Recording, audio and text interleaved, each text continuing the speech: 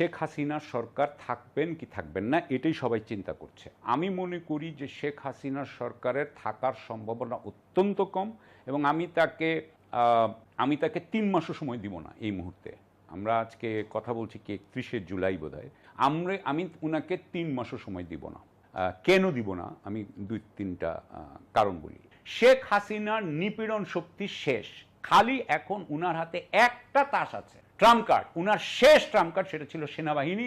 সেই সেনাবাহিনীকে উনার নামানোর পরে জনগণ নিজেকে উইথড্র করেছে, মানে সে সরে এসেছে, কারণ সে সেনাবাহিনীর সাথে যুদ্ধ করতে চায় না।